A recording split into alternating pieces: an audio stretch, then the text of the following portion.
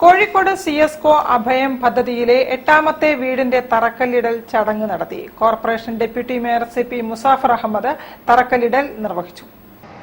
Kozhikode corporation Kundungal Maliyekkal റോഡിലാണ് സിഎസ്കോ അഭയം പദ്ധതിയിലെ 8ാമത്തെ വീടിന്റെ തറക്കല്ലിടൽ ചടങ്ങ് നടത്തിയത്.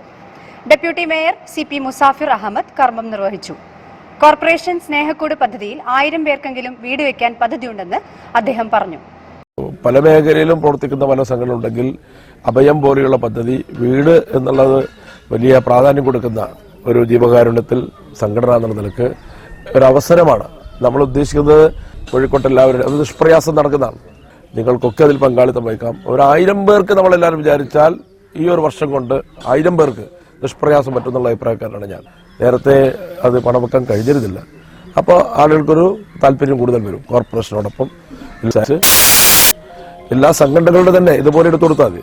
സിഎസ്കോ ഉൾപ്പെടെയുള്ള സന്നദ്ധ സംഘടനകൾ പങ്കാളിത്തം വഹിക്കാൻ മുന്നോട്ട് വരണമെന്ന് അദ്ദേഹം കൂട്ടിച്ചേർത്തു. സേവന രംഗത്ത് പ്രവർത്തിച്ചു വരുന്ന സിഎസ്കോ കോഴിക്കോട് നഗരത്തിന് തന്നെ മാതൃകയാണെന്ന് അദ്ദേഹം ചൂണ്ടിക്കാട്ടി. പ്രസിഡന്റ് CBV സിദ്ദിഖ് അധ്യക്ഷനായി.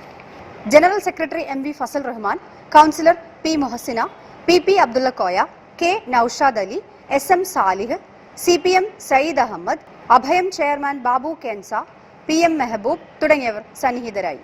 News bureau, Kozhikode. വാർത്തകളിൽ ഒരു ഇടവേള കൂടി. ക്യാൻസറിനെതിരെ പൊരുതാനായി കാലിക്കറ്റ് സിറ്റി സർവീസ് സഹകരണ ബാങ്കും MVR ക്യാൻസർ സെന്ററും സംയുക്തമായി അവതരിപ്പിക്കുന്ന ക്യാൻസർ ചികിത്സാ സഹായ പദ്ധതിയാണ് മാസ് കെയർ.